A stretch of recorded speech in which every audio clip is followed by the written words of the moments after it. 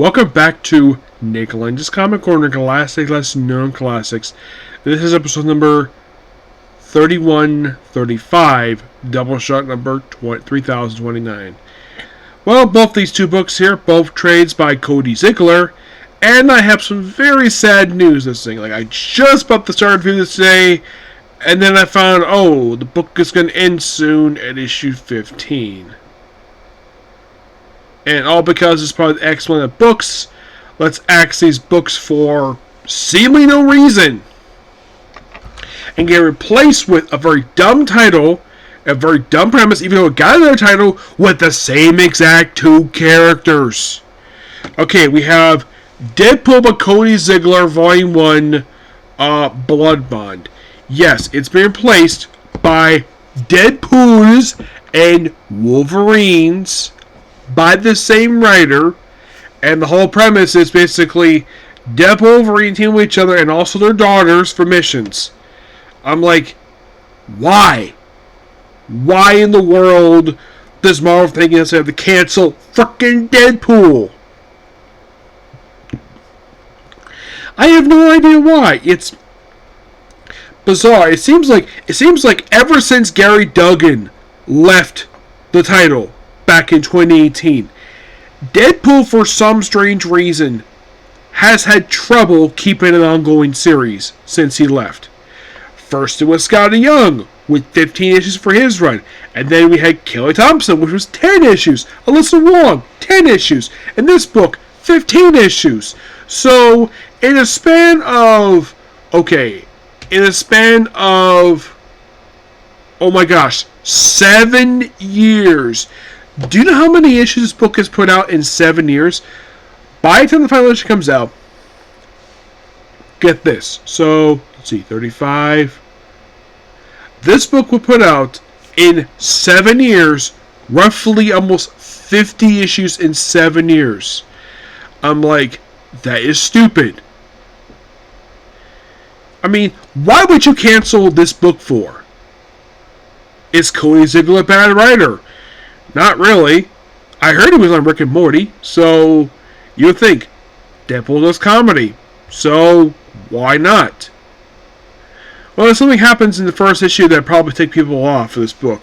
So, the book itself is also some continuation of Alyssa Wong's book, because this features some characters from her book. So, this book collects the first 5 issues of Deadpool Volume 10. Yes, Volume 10, with Rogue Anito doing the first 4 issues, though Eric Gasper does also issue 4 as well. Issue 5 is done by Andrea Davito. The cover is turned Clarky. So, the book has basically Deadpool team with Princess. You know, the alien symbol from the previous volume for the book. Yep. So, they have a team meshing together. Of course, she's kind of adopted. At one point, Deadpool was even her host. Yes, seriously. So they break in, they beat people up. And of course, you gotta get home And of course, I love the fact that goes to reference Chainsaw Man. Like, Princess, you're live. Yep. Everything goes well. And there's an explosion happening. And I'll go on a portal, and they jumped over this portal stuff here, and then we have this weird dead person who Deadpool shoots at, and then Deadpool stabs the guy, and then and then for some reason we reference Miles Morales Spider-Man because Kozak read the book. So then, of course, it goes off. That's about Depp's grip. And then we see Ellie in the book. I should point out, though, at the time this issue came out, this first appearance she's made since the Free Comic Day issue that led into the Fall of X. Where apparently she moved to the Flags of Arizona ever since then. Because of a racist. She renounced her awesome father. Always and forever. And then he's working with Princess again in the next issue. Like, oh, we have Ellie's adoptive, basically her mom. We have a little family moment here, and of course, then all of a sudden, frickin' Taskmaster shows up. Of course, Taskmaster, because this guy has been associated with Deadpool for years. Now, this is not Rob Liefeld doing this. This is basically other writers who figure though, because Deathstroke is a take on Deathstroke of Taskmaster, and Deadpool is named after Deathstroke, so despite the fact that the creators have nothing to do with each other at all, the cage for the book, of course, has a reference here to the Beyond stuff from Amazing Experiment, which I think Cody wrote them. I don't remember if he did. He may have. There's reference to the Cape Killers, basically. I'll discuss that in a minute. So then, at LA's basically puts them together. By the way, Ellie is immune. She just get the same power as her awesome father. And then for some reason, we cut to Streaming Con, where Deadpool has got his own booth. And Taskmaster is there. Yes, freaking Taskmaster in this booth for some reason. Which is so funny. And then they're being shot at by frickin' Crossbones. Yes, you know, the longtime Captain America villain who was a creation of the late Mark Greenwald. He shows up here with a barrel machine gun. Yes. Yeah, and of course you have this red sir pop up, and he's continuing being shot at. This whole con was virtually destroyed by Crossbones. And then Ellie shows up where he says, "Hey, get away from my dad." Ugh. And of course, basically, Ellie is here for reasons like you heal.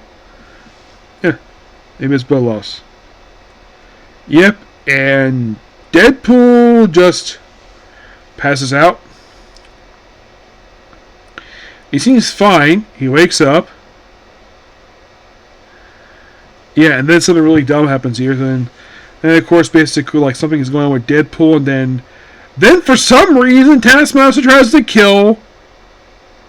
Says, "Wake up, Deadpool Jr." And Taskmaster standing over her is like, "What happened?" And then basically, then she starts sparring with Taskmaster for reasons. Being trained by her. Oh, it's going to be heard by him. Deadpool's watching all this. And we see Princess eating a bowl of dog food, which is so funny because she's a giant dog. And so we go to Death's Grip, and they go to this church. They battle some cultists. And they basically kill them all. And then Death's Grip proceeds to hit Deadpool. And then he starts coughing up blood. Then he gets sliced up. Goes giant size. And then his arm gets chopped off, not growing back for some reason. Yep, his arm gets chopped off, and well, they slice the Death Grip, and then slice Death Grip's hands. And of course, basically, then we have Emmy, where she is Ellie, where she's basically put on a makeshift Deadpool costume. And then Deadpool's in healing, and then, well, we're basically, I'm not going to reveal what happens next because, yes, because I think a lot of people were turned off by this. That for some reason, Cody Ziglar thought this was a good idea for this book. Now, here's the thing. The Miles Morales Spider-Man book, there's no sign the book getting canceled. Not at all. But this was an interesting start for this book. It does not become irritating, to say the least. That'll happen later. But for the first trade, for the first set of issues here, I give it roughly 8.9 out of 10. Next up we have is Miles Morales Spider-Man, also by Cody Ziglar, Volume 4, Retribution. Where basically this is after Gang War and before Blood Hunt. That's basically, this book contains issues 17 and 20 of Miles Morales Spider-Man Volume 2. The artwork for pretty much all the issues in here, except for issue 18, is done by Panthra Prim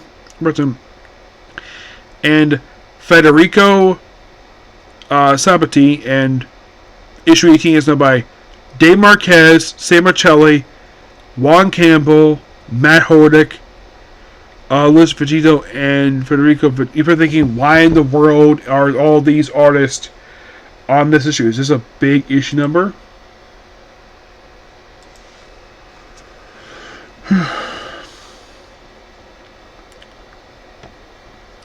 We start with basically, well, we have this person armor, and Raxon just take out guards, and then we see Miles team up with Camilla Khan, Miss Marvel, which, yeah, this makes more sense than her appearing as a supporting character in Amazing Spider-Man. Why? Because it's two longtime friends. And at least, unlike Spectre Spider-Man, where for some reason they gave her most of her look prior to joining the X-Men, here the artist remembered, oh yeah, she's an X-Man. For reasons. Per se. Yes, I do not know the reason for this. Well, actually I kind of do. Because for some strange reason, despite the fact she was classified as a human when she debuted, now she's an Inhuman mutant hybrid. Now, kind of the reason for this is because she kind of has these mutant powers that they haven't really showed them yet. And also, for some reason, when they first showed off her look in the show, some say that they gave powers in the Green Lantern. And some people are watching this, oh, we want to give her powers back. And people think her power is stretching. And I'm like, no. She does stretch. She can change her size.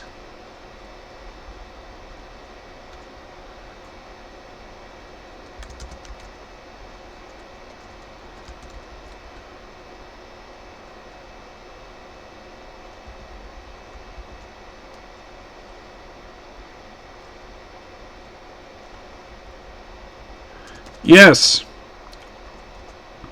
Some people just don't get that about this character. Her power is that she can change her size. Not that she can stretch. And I'm like, what is the purpose of basically people complaining that, oh, stretchy's gross? Some girls say, here's the thing, Mr. Fantastic has done it for decades. You also has done that? Elongated Man. Plastic Man. And oh, because she dare kind of stretch her body, she can change her size. She can shrink. She can go giant size. That's her ability. No, oh, she's got stretchy powers. Okay, there is a reason why for issue 18 for that. I'll get that. I like the fact Cody Ziglar made her a supporting character at this point in the book. So they work together. Of course, Schiff is here too. And there's stuff here with the... And also the fact that, here's the thing. Basically, because of gang war, the anti-vigilante laws this established have been repealed. And the Cape Killers, there's really no reason for them to be here.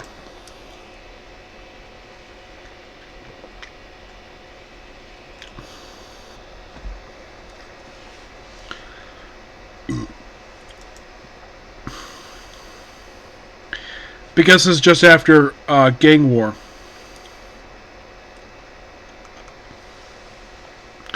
And by the way, in case you're curious though, like how much of this title was basically Kamala Khan being a supporting character in this title.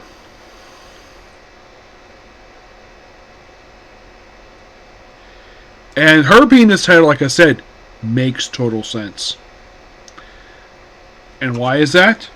Well, the reason why is because she is more associated with Miles Morales than she is with Peter Parker. And Luke Cage, is going, the mayor of New York, has decided to disband Cape Killers, have some people who were basically convicted felons on the team have the summer sentence to serve, and some are going back to prison, and she's being transferred, and the leader of Cape Killers is being transferred to Vice. So basically, she's not happy with this at all.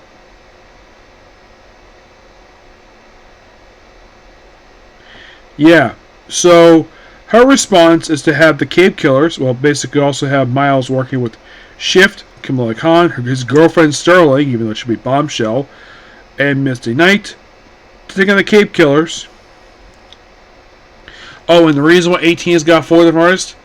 Issue 300. Yep, that's pretty much the reason for this. Yeah, issue 300 for this title. Well, you're thinking, wait, Miles Morales has 300 issues? Well, the reason is because it's a continuation of Ultimate Spider-Man, which started back in 2000. You're like, really? Yeah, really. That is the actual reason for this. So, okay, so she appeared in the Palace in issue 14. And she appeared constantly in the book, like very recurring. I think her last appearance title was issue number 20. So after this, she basically stopped appearing in the book. Her most recent appearance actually was in Concert Champions, a book that, well, I could talk about some other point. So basically, with this issue here, they basically have this double-sized battle with the Cape Killers.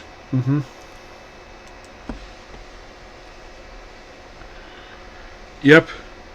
Which are comprised of Scorpion, Taskmaster, Gust, and Hightail. Yep.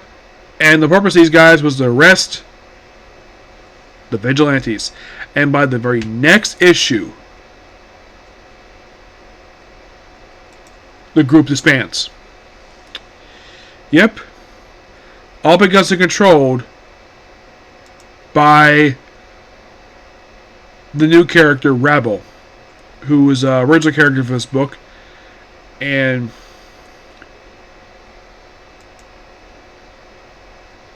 yeah, she's a original character in this book, and after issue 19, she's never seen again. Yeah, this storyline, she kind of was brought back during the Gang War stuff, and then right after this storyline wrapped up, she was never seen again. Because apparently she has some past with him. Of course, we have some fighting here. Of course, they mention here about, change her skin. Because, well, they reference here also because it's a terrible idea, because last year she died, referencing Amazing Spider-Man 16, which probably could have Ziglar pointed the fact that even he probably felt this, that was a terrible idea. So, they of course deal with, by the way, we also have the Prowler appear here, except this is not Hobby Brown in the suit. Oh no, he isn't Prowler anymore, he is Hornet. Yes. Oh, and the reason for this? Because Aaron Johnson. Yep, that is pretty much the reason why. All because he's a 616. Hobby can't be Prowler anymore, despite the fact he debuted as Prowler back in the frickin' 70s. A little fun fact about Hobby Brown. Did you know that basically the whole idea for him came from John Romita Jr., even though his father created the character? He kind of suggests the character exists, and then we have, well, some guy with a bar, and yes. By the way, Miles dating Sterling, that was actually a continuation from the last volume for the book, despite the fact that prior to that book, he was dating Bombshell, and then that relationship got completely ignored once that album took out the book. It's like whatever Brandon was establishing with Miles, let's ignore it for reasons. There's no mention they broke up at all. None. It's like they're about this relationship, and nope. Dated some random girl in his class, and who I think appeared maybe once or twice prior to that. They break up, and then he starts dating Sterling for some reason. By the way, Sterling is the granddaughter of Adrian Toomes' the Vulture. Yep. Yeah, so the Cape Killer's got the Miles. There's one last-ditch effort, locking up basic Division 18 to get rid of these guys. Yeah. It's a big epic battle that concludes basically with the very next issue with basically like Miles being injured. It's like the Cape Killers really want to arrest superheroes, but I think Luke Cage is like, yeah, that's not necessary anymore because there's no more anti-vigilante laws. Those are all gone. Those all have been repealed. Thanks to, of course, to Randy Robertson. Yep. So all the Cape Killers basically, some are arrested, some are basically taken to hospital. But what happened to the agent in charge of them?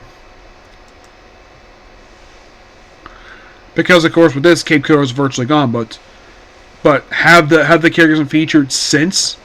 So what happened to Agent Julia Gu? Did she die? No. Basically, right after the storyline wrapped up, she later popped up in Deadpool for some strange reason, and then she's back in this book. Oh, and I believe this is the same woman who was actually there who witnessed the events of Maximum Carnage.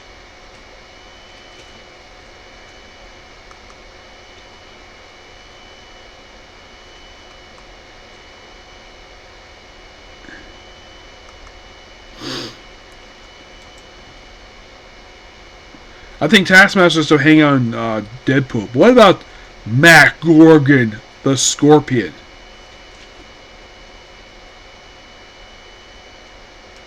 Yes, I do know at one point he became a virus, but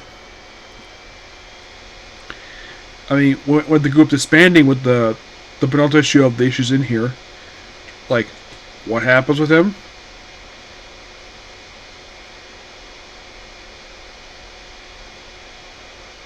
Trying to find out here. The thing loads up. Here we go.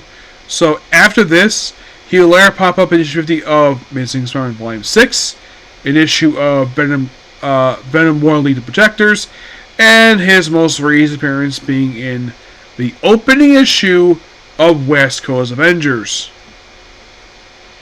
Yep, which came out just late last year, so that's the most recent thing he's done.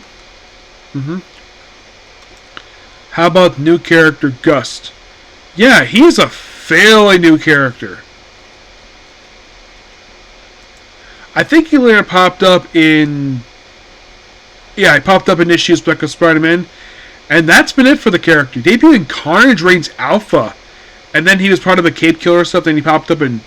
Well, he popped up in Spectre Spider-Man, which happened issue I haven't reviewed yet. Hightail, another original character, who is kind of like another version of Scorpion. She, of course, would return after this for the next issue, and she popped in Blood Hunt, the tie-in, and that has been it for her. Yeah, basically the Blood Hunt tie-in issues is the most recent thing she's done. No, seriously, that's what she's done.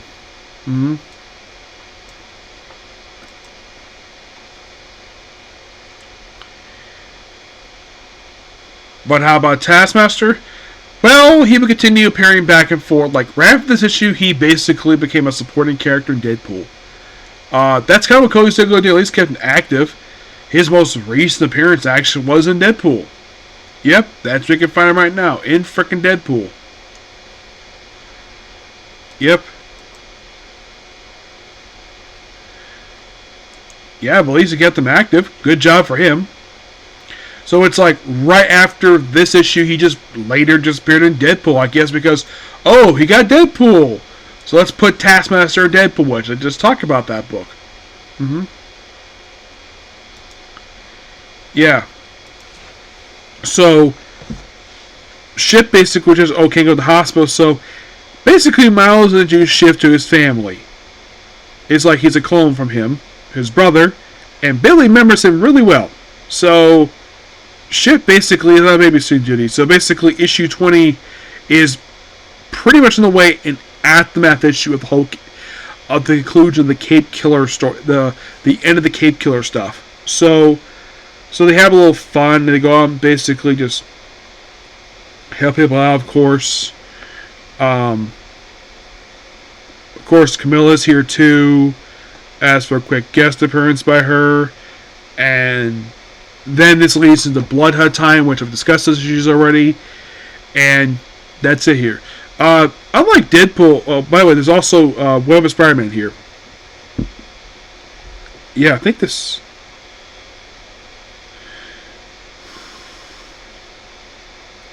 So basically we have stuff with Hightail.